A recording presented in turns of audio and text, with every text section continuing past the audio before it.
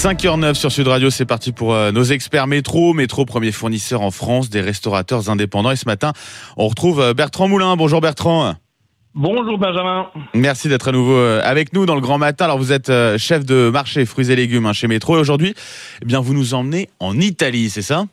Exactement Benjamin. La dernière fois que nous étions parlé, je vous avais fait découvrir l'histoire de l'artichaut qui avait été introduit en France par Marie Médicis. Eh bien cette fois, je vous envoie directement en Italie, sur les pentes du Vésuve, à la découverte d'une tomate très appréciée de nos clients italiens, la Pienolo du Vésuve. Alors c'est une tomate vraiment très particulière, hein. C'est une petite tomate, c'est ça en grappe. Ça ressemble à quoi concrètement ? En fait, il s'agit d'une des plus typiques et anciennes cultures de cette région du sud de l'Italie. Et ce sont donc ces pomodori, c'est la traduction littérale de la tomate en italien. C'est des petites tomates très appréciées pour leur qualité gustative. Alors, elles se présentent sous la forme d'une grosse grappe, dont certaines peuvent atteindre jusqu'à 5 kilos. Alors, cette grappe, elle est elle-même... Ça fait pas mal, ça fait des très belles grappes. En plus, ça c'est très graphique. C'est assez impressionnant, ouais. Vous m'avez envoyé une photo justement, et c'est vrai que c'est assez particulier. C'est vraiment très joli. Très joli, très coloré, puis très grosse grappe, effectivement. Ouais. Tout à fait. Donc elles sont composées elles-mêmes de petites tomates qui font un maximum de 30 grammes. Et elles peuvent être de couleur rouge intense ou jaune. Ça dépend de la variété. Et la forme des fruits est ovale et se termine par une petite appendice, une petite pointe.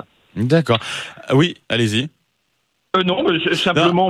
Alors j'avais une question parce que c'est vrai que ce qui est surprenant, c'est que vous nous parlez de tomates alors qu'on n'est pas vraiment dans la saison, Bertrand, là. Alors effectivement, ça justement, j'attendais que vous me posiez la question, Benjamin.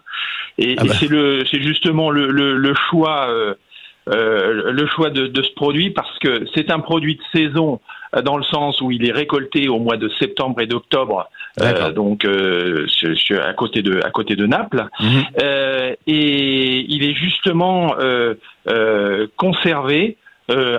Avec ces grappes. Ces grappes sont pendues dans un endroit qui est frais et aéré. Et justement, ça permet de continuer sa maturation tout au long de l'hiver et permet donc aux Italiens de pouvoir consommer un produit du mois de septembre tout au long de l'hiver. Et alors, c'est un peu particulier aussi, peut-être, de le produire, justement, parce que ça se fait sur les pentes du Vésuve, ça doit être assez compliqué, non ? Exactement, donc c'est un produit qui est justement assez rare parce qu'il est difficile à cultiver. Alors il est particulier d'un point de vue gustatif parce que il profite justement des millénaires d'accumulation, de stratification de lave qui s'est fait, plus de l'air marin et de l'air salin. Et puis on peut imaginer cette culture comme celle d'un vignoble. Vous voyez, des lianes de pieds de tomates qui courent sur des fils de fer tendus entre des piquets de bois. Et puis, à la récolte en septembre, des saisonniers, on peut presque utiliser le mot vendanger, en quelque sorte. Ils vendangent ces petites tomates en grappes et elles sont ensuite tressées à la main pour former la grosse grappe finale dont je vous parlais tout à l'heure. Qui était très esthétique. D'où ça vient ce mot de Pienolo, justement ?